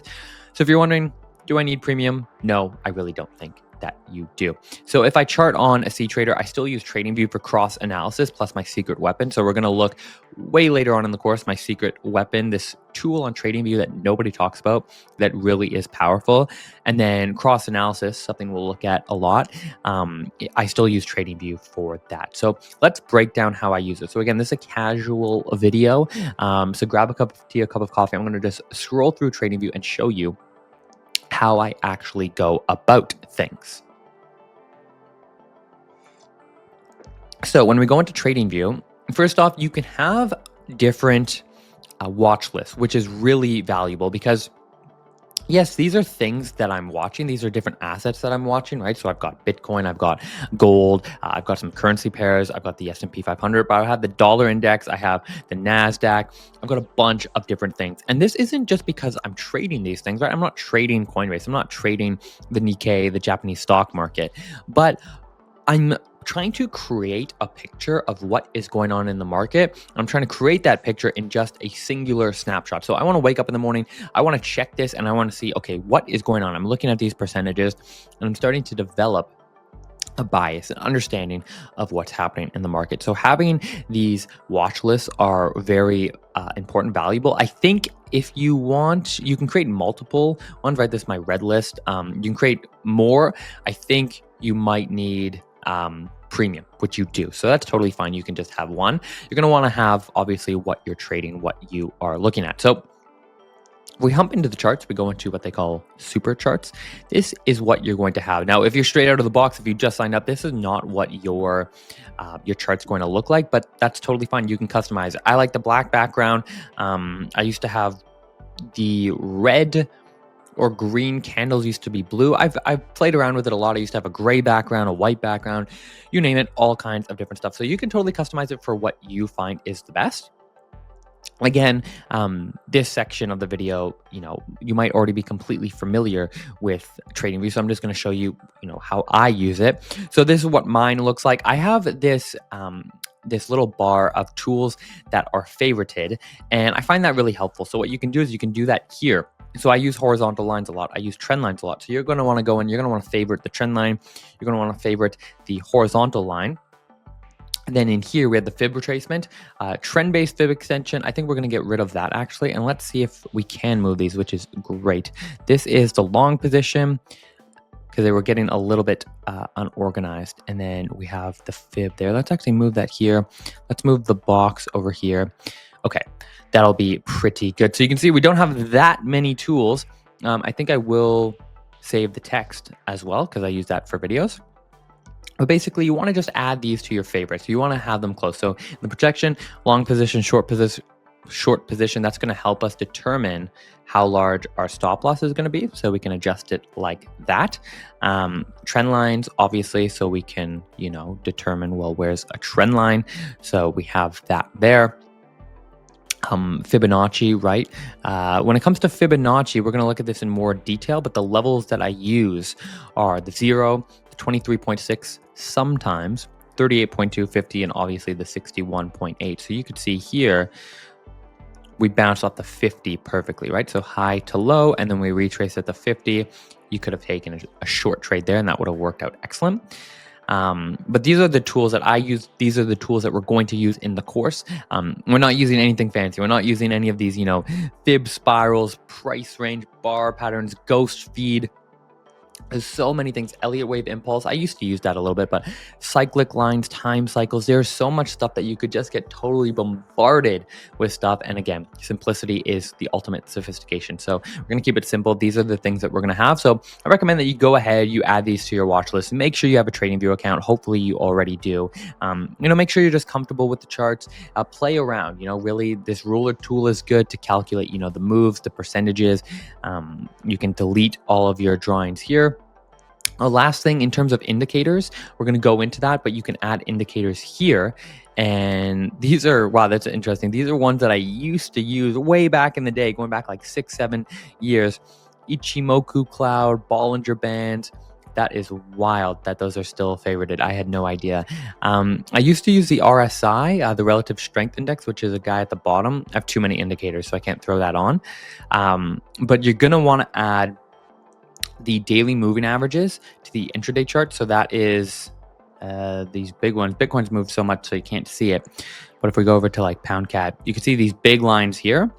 These ones are the daily moving averages that are superimposed, I guess you could say, onto the lower time frame. So they'll stay the same regardless of the time frame that you go on, which is cool because usually if you want to see the daily moving averages, you got to be on the daily chart, but this fixes that. So that's cool. And then I put the other ones on there. So I use SMAs and EMAs, 50, 100, 200, and 800. So that's why I might look overwhelming of why there's so many, but you'll get used to it. And you don't have to use that either. I definitely recommend the 100, 200, and 800. SMAs work, EMAs work. Because they both work, I just got them both on there. But you could kind of play around with it and see what works best for you. In terms of indicators, that's literally the only thing that I use. So again, you can see here we had a nice bounce off the 61.8, and purple is the 800. So I didn't used to use the 800, but now I love it. It's like the best one, and you can see just how powerful it is. The market doesn't hit it very often, but when it does, game changer. So in terms of TradingView, again, you guys are probably going to be familiar with it. There's no rocket science here, nothing crazy. Just make your life easier. Favorite these tools. Have your watch list to try and develop an idea of what the market's doing in just a quick snapshot. But that is really TradingView. Okay. Next up, we looked at all this. DX Trade. I said at the beginning, the DX Trade got kind of a bad rap. So DX Trade is a newer trading platform, and it really became popular in 2024 when firms were no longer able to offer MetaTrader. They started offering DX Trade, Lark funding included. And there were indeed some growing pains at the beginning. There were some lagging issues. There were some technical issues. And so from the get-go, it started to develop a bad reputation. But that is no longer the case. There's been a ton of maintenance done on it, and really it is a phenomenal platform.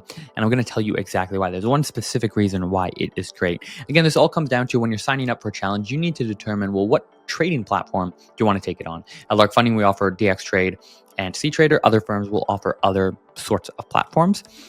So that's why I want to give you a little bit of exposure to these. So it's a newer platform. It grew, as I said, it grew when MetaTrader stopped offering its services. So the question is, why should you use this? Why should you use DXTrade, a newer platform? It's because of the TradingView integration. For years and years, traders asked and wished that they were able to trade directly on TradingView, to have an integration with their prop firm challenge and TradingView. You use TradingView all the time. That's where you do your chart analysis. You use it on your phone. So why can't you take your challenge on it? Well, now you can. Let's look at how I use it. Okay, so this is DXTrade. Now, yes, this looks overwhelming. This looks like, oh my gosh, what the heck is going on here? Let's just take it one step at a time. I promise you it is not going to be overwhelming. The nice thing about CTrader, sorry, not CTrader. The nice thing about DXTrade is it's one login for every account you have. So you don't have to pull and keep together all these different logins, username, passwords, account numbers. You have the same login, and then you have all of your accounts here. So you can see I have quite a few accounts. It's a $100,000 account. It's a one-stage 100K challenge. And again, so this is what the platform looks like. It's a little bit, you can clean it up, right? Just like TradingView, you can remove things, right? I could remove this default watch list. I could pull the charts up. I don't know why it's looking. See, you could pull the charts up here. It's not that bad, to be honest. It really isn't. You can make this smaller, right? You can really customize it, get comfortable with it. But we're not going to use DXTrade. At least I don't use DXTrade for this reason. I use DXTrade because what we're going to do is we're going to come under this beautiful button called Tools. And under Tools, you're going to see this second beautiful button called TradingView. When we click this, it's going to bring us to the TradingView integration that looks identical to actual TradingView. Now, let me just clean this up. So you can see all the tools here are already exactly how they are in TradingView. I am just trying to lower or get rid of this bottom. There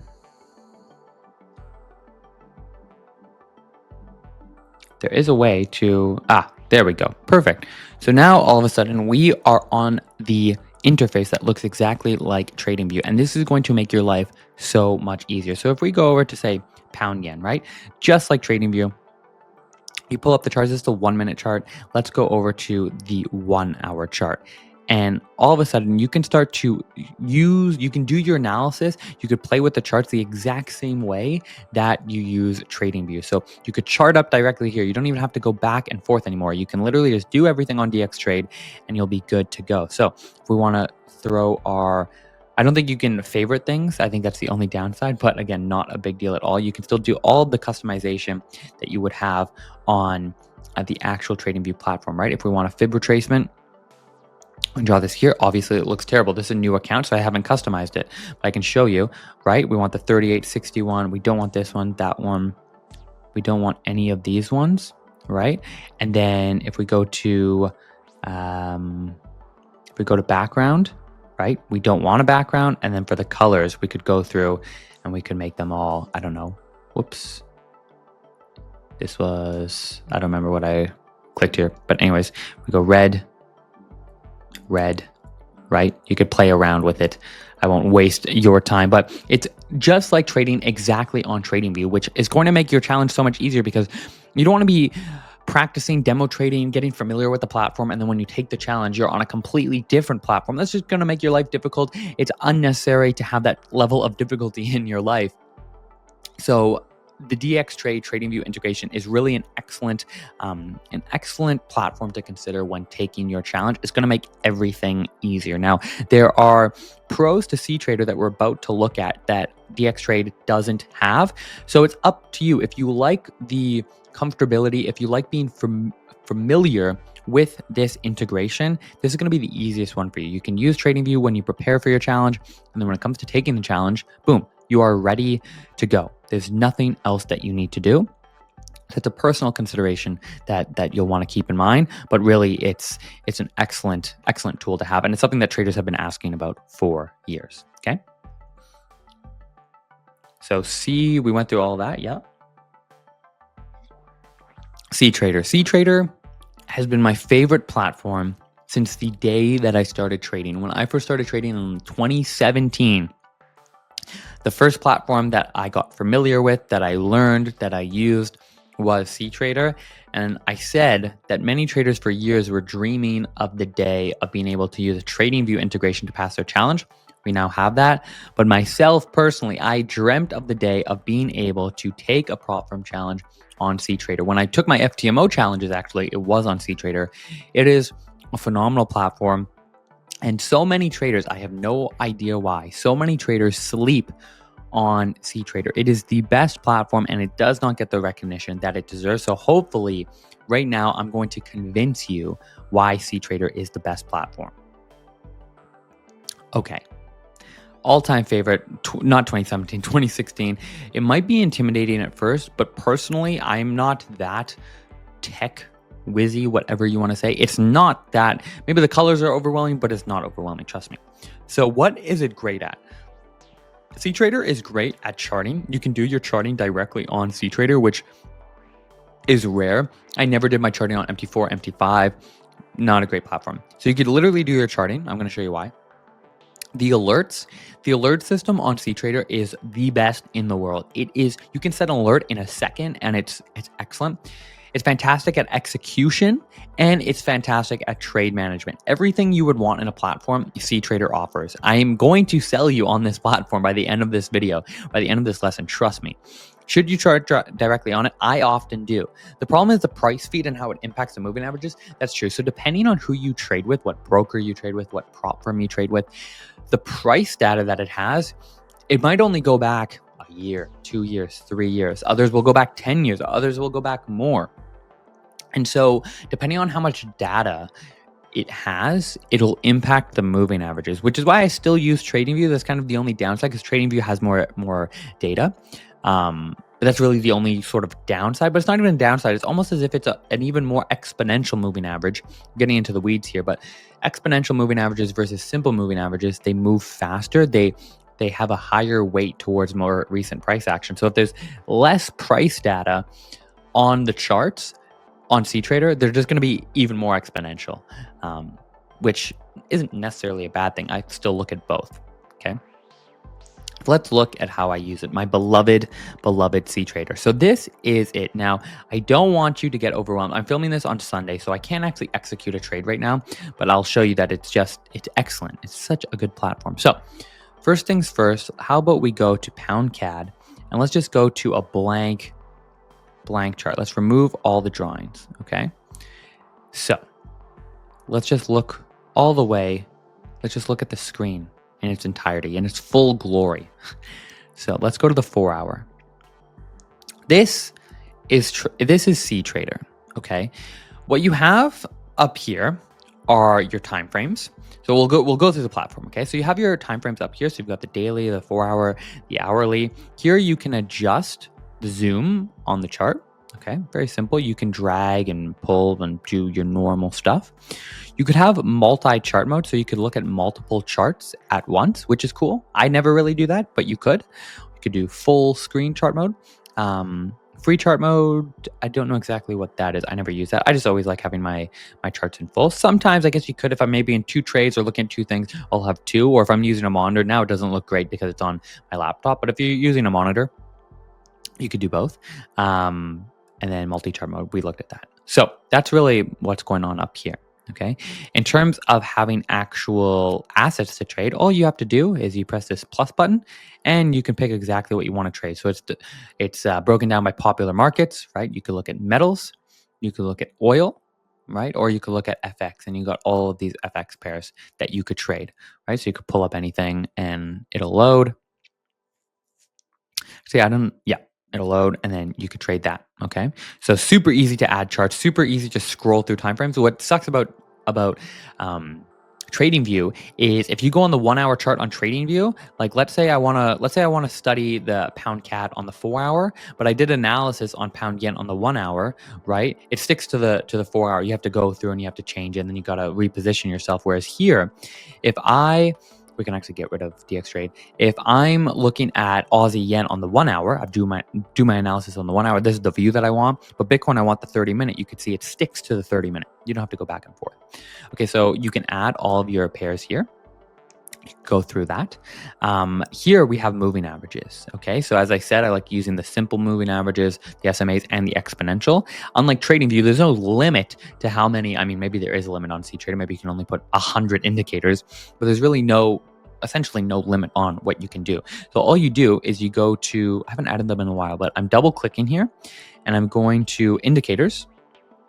Then you can just type them in, right? So if you put simple moving average, right? If I wanted to add another one, right? You just put, if you want to put a 17.5 moving average, if you want to put a 27 moving average, weird numbers, you could fully customize it. You can put the color, totally customizable. Okay, so here I have, as you can see, all of my moving averages.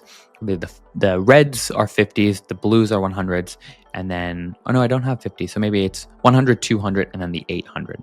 Okay, you can customize the color of the charts. I'm not going to do that, but you can have a template here, which is great. So you could customize everything and then it's saved. So you don't have to just keep doing this. Color options actually, right? So you could do sell position, you could literally change all the colors. It's fantastic. Aside from that, we looked up here, changing timeframes, zooming in, adding the assets, right? You could scroll through, adding the indicators. Over here, if we take a look at this, so right now I'm at the top and I can just kind of pull the screen. Here, what's nice is they call it the crosshair, but it's kind of a measuring tool, right? So if you want to look to see, oh, well, how strong is this key level? What you can do is you could just kind of go over here and you could see, oh, well, we got a couple of, it's harder when you're just doing this, right? It's like, but when you do this, you could see, oh yeah, we got some touches here, or it's just a nice little tool. But what's great too is if you click and drag, you could see, oh, how many pips was this? How many periods? So for the 30-minute, right, it was 30 minutes times 10 periods.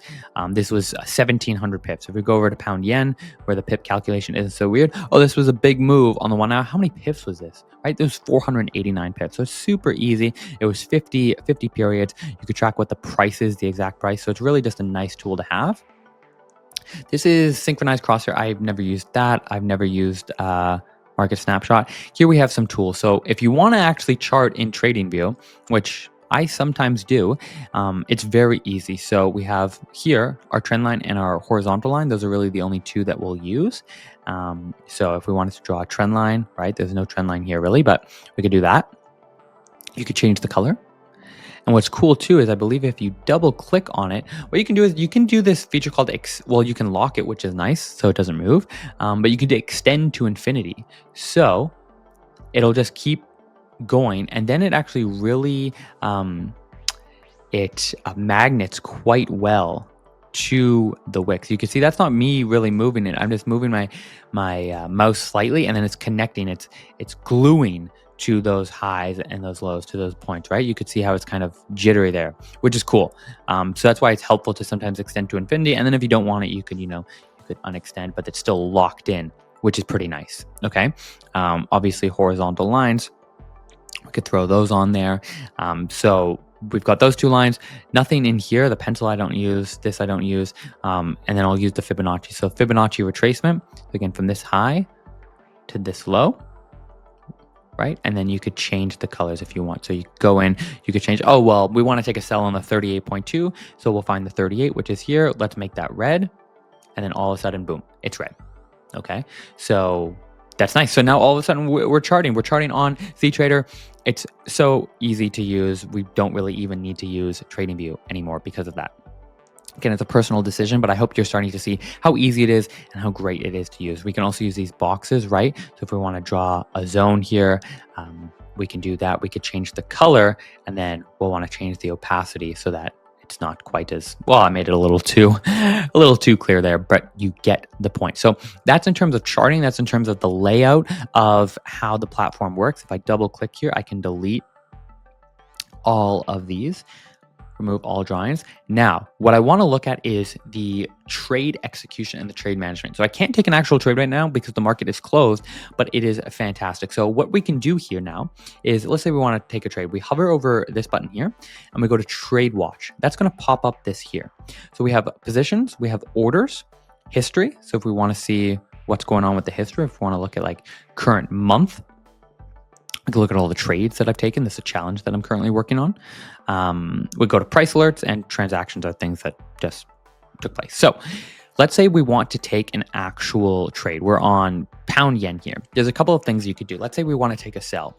A beautiful thing about CTrader is if you don't want to click on new order, which is going to set up this button, you could literally drag and drop. So now I can't adjust my position sizing because the market's closed. But let's say I want to take a sell, boop, I just drag and pull. Yeah, I want to take it right there and boom, just like that. It's incredible. Just like that, the order is already set. Oh, but I need to set my stop loss. No problem. Just drag and drop. Drag. Okay, stop loss set. Take profit set. Boom, perfect. That's how easy it is. It's so great. But it gets better than that. If I double click on that, you could see here, a 58 pip stop loss based on my current account balance and 5 lots, ooh, is 1.79% loss. That's too much. So I don't want to do that. So let's go 4 lots. 4 lots, still too much, 1.43. 2 lots, nope, I want 1%, right? So look, 3 lots is 1.07% loss, which would be $1,100. That's 58 pips. But if I want to tighten up my stop loss, go 30 pips, boom. Take profit here. So easy. It is so incredibly easy to use. Okay. You can drag it up. If we want to take a buy, we can just drag it there. We want to take a buy right at this level. Boom. Order's already set. Now, I don't take market orders. We're going to learn in the course how I actually execute trades, obviously, but this platform makes it so easy. Again, okay, we're going to go for this low here. We're going to set our stop loss. Boom. Just, 50 pips, 30 pips, whatever it is, our take profit. It's so easy. Now, if you don't do that, right, if you for some reason want to take a market order or just want to do something different, you can go under new order. And here you have market order, limit order, stop orders, stop limit. So I only use market or limit orders. But again, it's so easy, right? Limit, buy, sell, you could put it in. Let's say, you want 100 pip stop loss. Well, again, you could see your position sizing. Maybe I want 1.5 lots to be closer to 1%. It's so easy. Okay. So that's great. Another thing that's good. Let's see if I can set this. Next thing I want to show you, I might only be able to do when the market is live.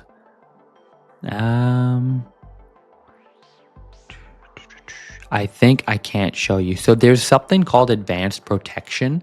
Advanced protection in CTrader is another phenomenal feature. Basically, what it means, it's, I guess the market needs to be open or, let me just double check here one more time. Yeah, it's usually right up here. So there's alerts. There'll be like it's a little shield icon. There'll be advanced protection. You click on that and it allows you to set parameters for advanced protection. So let's say we're opening a 5 lot position. I can set in advanced protection. I could say, move my stop loss to break even when I'm up 30 pips. So as soon as you're up 30 pips, it'll automatically move your stop loss to break even. You don't have to do a single thing. You can also say at 30 pips, I want you to close half of my position. So if you're at 5 lots, it'll automatically close when you hit 30 pips, 2.5 lots. It's phenomenal. And then you could set a second one. So you could say, I want to take another half position off at 50 pips. And if we hit 70 pips, I want to take another quarter off. It's so easy to use. There's no other platform that is like this. So I highly encourage you to get obsessed with TradingView, to dive into TradingView. Sorry, not TradingView. Get obsessed with CTrader. Use CTrader. It's going to make your life so much easier for trade management, execution. And now I want to look at alerts too, because alerts are such a powerful thing that TradingView honestly sucks at. I want to set an alert. TradingView, it's da-da-da. Here, this bell icon, drag and drop, boom. Create alert, done. Not only will you get this ringing noise on CTrader if the platform's open, you'll get an email as well. And they don't charge for this. It's crazy. You have to buy premium on TradingView. It's brutal. And also on top of that, if you want, you could set a note. So I could say, approaching 38.2 sell area, get to the charts. Don't miss it. 2 S's there. I do know how to spell. So it's great. Okay. And then just alert, notify me. It's so easy to use. Okay. Don't want to set another one. So that's great. So we have gone over why CTrader is by far my favorite trading platform. Okay. It's so easy to set alerts. It's so easy to adjust the charts as we learned here, to go through across different timeframes and to have those timeframes saved. We went through how to chart over here. We went over how to set orders. You can drag and drop your pending orders, which is great. We went over how easy it is to set our stop loss and take profit levels by dragging and dropping or editing them here, and by calculating our position sizes. So you don't have to go and find a position size calculator. It's literally all available right in here. So that's fantastic. So easy to use. And we went over alerts, how to set alerts. So there are a dozen reasons for why you should be using CTrader. It is by far my favorite platform. And for years, I dreamt of the day when I could take a challenge using CTrader. Many traders have as well. And now that day has finally come. And so hopefully you'll see the value of this. You'll see the appeal in it, play around with it, and it too will become your favorite trading platform. That is my goal. My goal with this lesson is for CTrader to be your new best friend, your new favorite trading platform. Okay. So we looked at all of that. We now know how to use CTrader. Summary: regardless of your trading platform, TradingView is such a useful tool to have. Play around with it, get comfortable with it, add it to your phone. I still have TradingView. I have both TradingView and CTrader on my phone. They're both great apps, so recommend to have that. TradingView is always going to be around. It's always going to be, might not be your best friend, but it might be a good number 2, a good number 3 if you do use CTrader, but it might still be your number 1. TradingView is a must, okay? So get comfortable with it. Just play around with it, learn the ins and the outs of the platform. If you want to stay within the TradingView, the TradingView world, the DXTrade platform is for you. So if you don't want to learn CTrader, if you like TradingView, you're comfortable with it, DXTrade is the platform for you. But CTrader, as you know, is my personal favorite. I hope it becomes your personal favorite. There's nothing better for alerts, trade management, and execution. It is excellent. If you're enjoying this course, please, please, please leave a testimonial. There's a link just down below in this lesson. Just takes 30 seconds and helps out so much. Win special prizes. We'll be doing some giveaways. And a quote to leave you with: you have power over your mind, not outside events. Realize this and you will find strength. Marcus Aurelius, great quote. Stoic. Focus on what's within your control. I hope you guys learned some important things with these platforms and how to get familiar with them. With that being said, let's get to work. The prop firm mindset. We are now on to lesson 5, the final lesson of this week, where we have been building the foundation of the course so that we can then jump forward to week number 2, where we'll focus on fundamental analysis. Now, I believe that 90% of trading comes down to proper mindset, psychology, managing your emotions. As we've seen, we need to be a monk. We need to be stoic. And so I want to talk about the prop firm mindset. Here's what we're going to cover. We're going to uncover the root cause of all trading problems. Doesn't that sound nice? Rather than wondering what the problem is, let's get to the root. Let's get to the actual true cause of our trading problems. Let's then develop the right mindset. We'll focus on input versus output. This really transformed my trading when I learned this simple tool. We'll then learn why setting the right goals will change everything, how to build resilience so nothing will shake you. That's an important one. And then we'll go to maintaining realistic expectations, because I think so many traders fail just because they have unrealistic expectations. It's not necessarily their fault. It's because social media is so toxic. It's full of scammers, liars, and they make you think that trading should be easy when in fact it's always going to be difficult. So without further ado, pipmunch.com, #1 daily newsletter for traders. Make sure you're subscribed to that. YouTube, Instagram, and Twitter. Follow for exclusive content, Pip_Munch. Share the course. We're trying to change the lives of thousands of traders, right? We're not there yet, but through your help by sharing the course, we can get there. Let's help other traders get there. Warning, this is the most important video in the entire course, so don't skip ahead. Make sure you watch until the end.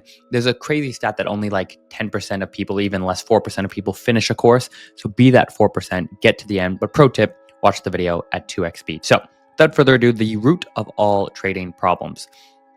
Why trading is different from everything else. What makes trading so difficult is that your input, how much effort you put into trading, does not equal your output. Now, this is totally different than so many other things in life. For example, if you were to practice golf for 5 hours a day, I mentioned golf because I am a big fan of golf. If you were to practice for 5 hours a day, it would be essentially impossible for you to not improve eventually. Same thing if you study Spanish for 3 hours a day, you'll get fluent. It's impossible to study for 3 hours a day and by the end of the year not be better in Spanish than you were beforehand. If you lift weights 5 times a week, you will get stronger. You can't help it. It's your input will equal your output. However, if you spend time trading every day, you may not improve. Not only could you may not improve, you might actually get worse. And that kind of blows our mind. At least it blew my mind. And we really have to keep that in mind because it has ramifications. Okay. So how do we combat this frustration? Understand it. We need to understand it. And we then need to set the proper expectations. We need to know what to work on. And most importantly, we need to understand that working harder or working hard in general isn't always the answer. In fact, it might make you worse. This is a really tough pill to swallow because many traders, you're a hard worker, you want to make it work, and you've been conditioned, rightfully so. If you work hard, you'll get better results, you'll do better in life.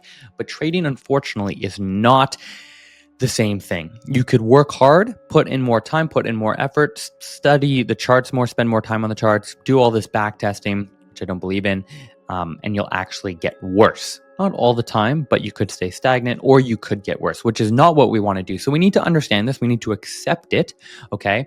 And then we need to actually set proper expectations and know what to work on. The antidote to this is developing the right mindset, okay? The antidote isn't to just ignore it and say, you know what, that doesn't apply to me, I'm going to work hard. Now, don't get me wrong, you still have to work hard, especially if you're new to trading. If you've been trading for less than 6 months, more time on the charts will make you a better trader. But I believe the sweet spot is at 6-month mark. After that, it's diminishing returns, and there's better things that you need to be doing with your time, including developing the right mindset. That's really the antidote to this entire thing. So by understanding this, the root of our trading problems is that we think consciously or unconsciously that our input will equal our output. So we get frustrated when we're not improving, but that is the reason why we might not be improving, because it's not about our inputs, okay? And we can fix this by actually developing the right mindset, which we're going to look at now. So developing the right mindset. 99% of traders shoot themselves in the foot. Let's actually fix that. 99% of traders shoot themselves in the foot, okay? And they don't even know it, okay? So that's connected to the first part of, well, they could keep going around and around in circles saying, oh, why is it not working for me? I'm working so hard. It's because hard work is not going to equal your output in trading. This was me for years. I would work tirelessly. I would have sleepless nights. I would put in so many hours on the charts in between classes when I was still in school, in between my job, literally during my job too. I'd pull up my phone, I'd check the charts tirelessly. I was doing everything that I was supposed to do, right? Everything that every course told me to do, everything that people told me to do, work hard, you'll succeed. Trading is not necessarily the same. I kept failing. So what was I doing wrong? It was so ridiculously simple when I finally realized the mistake that I was making, and it was my goals. That sounds maybe trite, simple, but really this was transformational for me. Let me explain. Input versus output goals. I failed for years because I only had output goals. And this is what 99% of traders do. They get into trading because they say, I want to make X amount of money, right? So I was saying, I want to make 2% a week, or I want to take 3 trades a week, or I want to make $2,000 a month.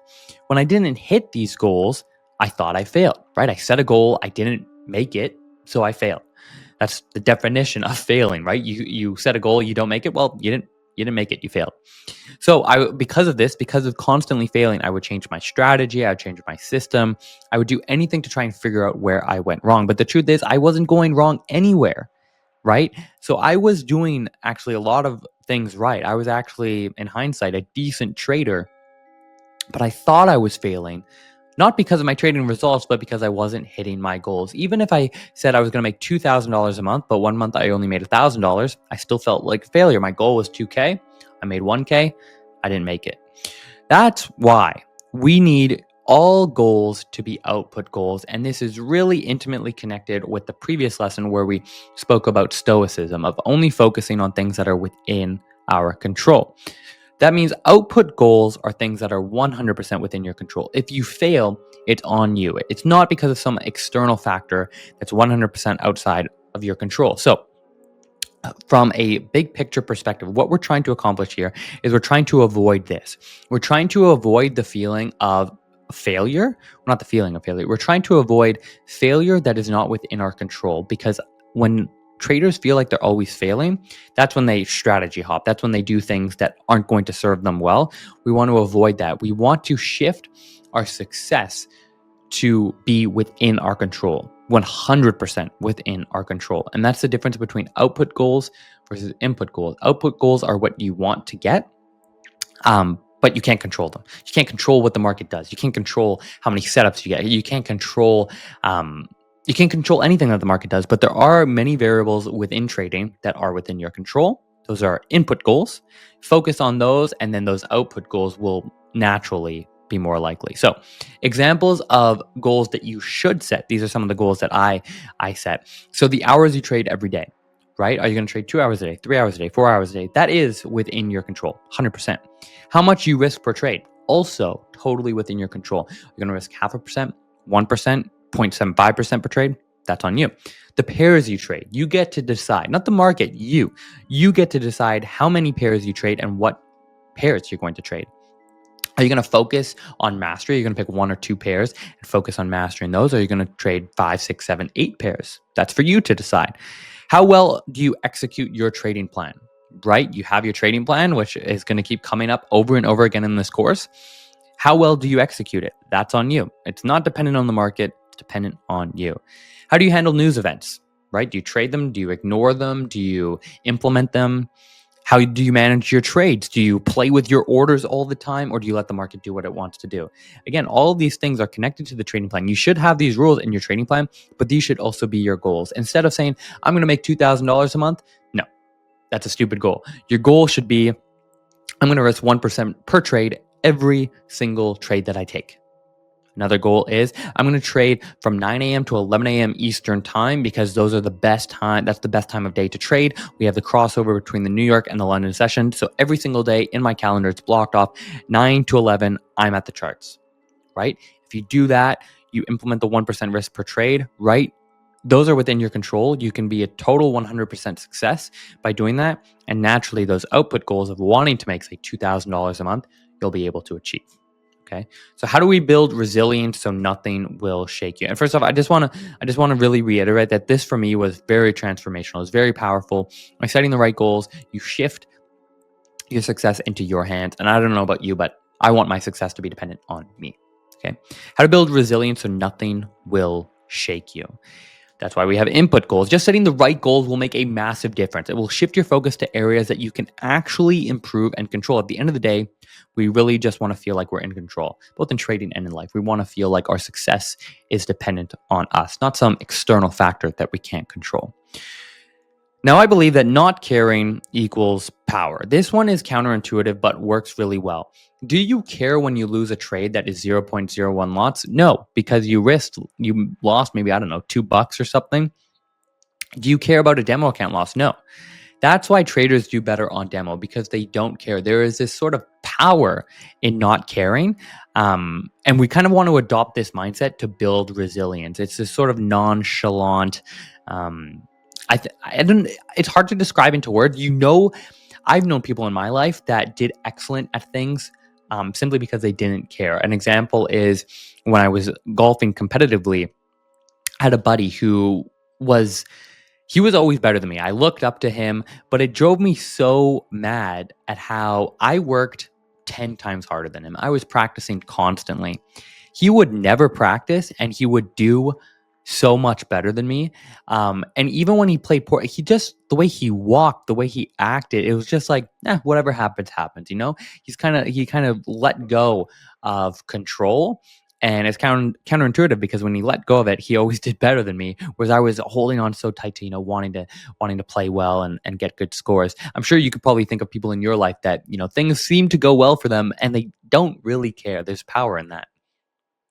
So, are you resilient in other areas of your life? Most people are just fragile. It's harsh to say, but it's true, especially nowadays. I personally believe it's never been easier to succeed, especially with the younger generations. I can say that because I'm part of the younger generation. But if you're fragile in life, you're going to be fragile in trading, right? So, what areas of your life can you build resilience in? That will translate to trading. If you don't have resilience, maybe it's not your fault, okay? Maybe you've had a comfortable life and that's amazing. That's good for you.